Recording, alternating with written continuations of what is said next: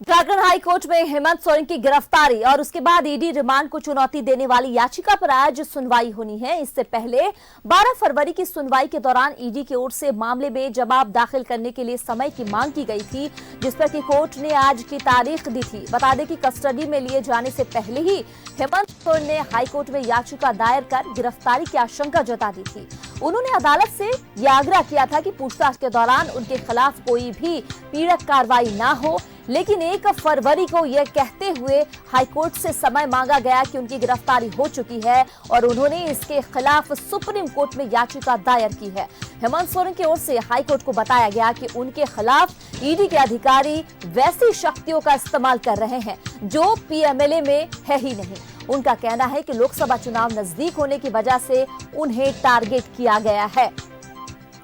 ज्यादा बातचीत के लिए दीपक हमारे संवाददाता ज्यादा जानकारी के साथ जुड़ चुके हैं। दीपक, कहा जा रहा है कि आज हेमंत सोरेन की सुनवाई हाईकोर्ट में होने वाली है। आपके पास इस हवाले से क्या जानकारी हमारे दर्शकों को बताएं। बिल्कुल, देखिए, पूर्व मुख्यमंत्री हेमंत सोरेन से जुड़े मामले में हाईकोर्ट में आज सुनवाई होनी है और सुनवाई के उपरांत दोनों पक्षों की दलील को सुनने के पश्चात अदालत का क्या फैसला आता है, इस पर सबकी निगाहें है। खासतौर पर राज्य के पूर्व मुख्यमंत्री हेमंत सोरेन की ही निगाहें है। लेकिन ये जो पूरा मामला है और जिसको लेकर के पूर्व मुख्यमंत्री हेमंत सोरेन ने हाईकोर्ट का रुख किया है, याचिका दायर की है, वह इसकी पूरा मामले को अगर आप समझें और जानें तो बीते 31 जनवरी को ईडी ने पूछताछ के क्रम में हिरासत में लिया, उसके बाद गिरफ्तारी की।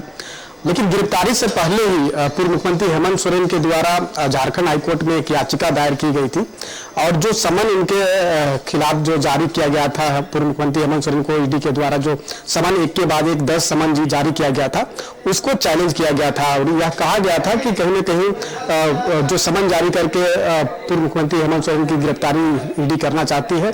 और कहीं न कहीं इसको लेकर के ही जगह लगातार एक के बाद एक जो है 10 समन किया गया। तो ये आशंका जाहिर की गई थी। तो ऐसे में पीड़क कार्रवाई पर रोक लगाने संबंधित जो याचिका है वो पूर्व मुख्यमंत्री हेमंत सोरेन के द्वारा झारखंड हाईकोर्ट में दायर किया गया था। लेकिन 31 जनवरी को जब पूर्व मुख्यमंत्री हेमंत सोरेन की गिरफ्तारी हुई और उसके ठीक दूसरे दिन ही झारखंड हाईकोर्ट में याचिका दायर की गई और उसमें संशोधन याचिका दायर की गई, जिसमें 2 मुख्य बिंदु को जोड़ा गया। एक तो जो गिरफ्तारी की गई उसको जोड़ा गया, दूसरी बात है कि ईडी जो रिमांड पर लेकर के जो पूछताछ की उसको भी एड ऑन किया गया। तो उस संशोधन याचिका पर बीते 12 फरवरी को झारखंड हाईकोर्ट में सुनवाई हुई। झारखंड हाईकोर्ट में जब सुनवाई हुई तो उस याचिका को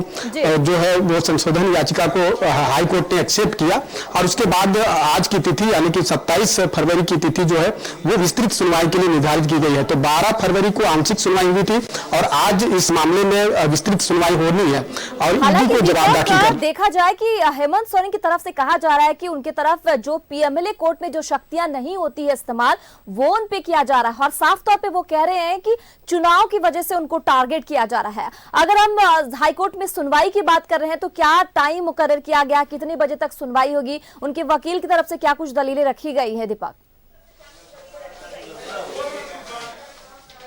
जी बिल्कुल, देखिए, ईडी की जो कार्रवाई हुई है और विपक्ष को जिस तरीके से टारगेट किया गया है, तो विपक्ष हमेशा इस बात को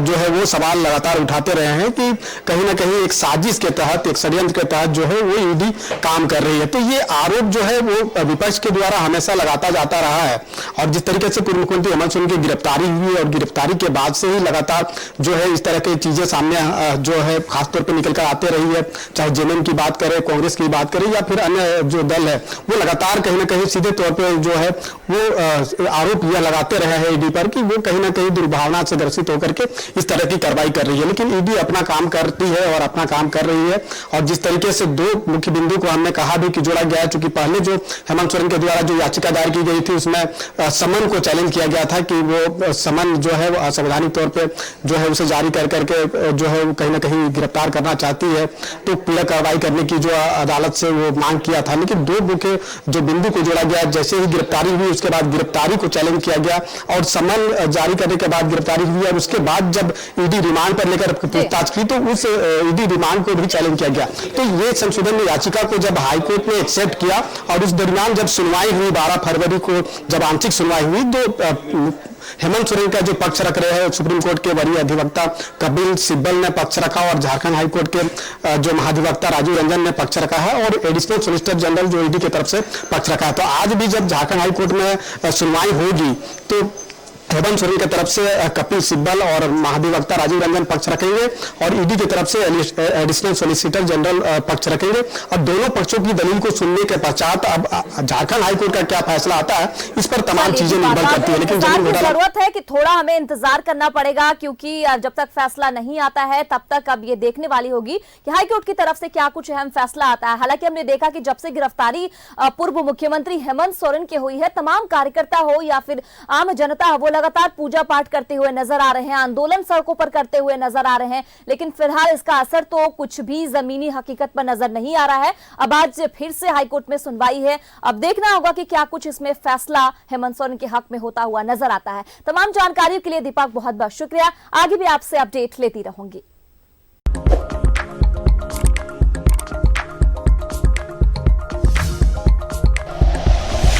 like and share videos, subscribe करें हमारा चैनल और प्रेस करें बेल आइकॉन। न्यूज़ 11 भारत, सच है तो दिखेगा।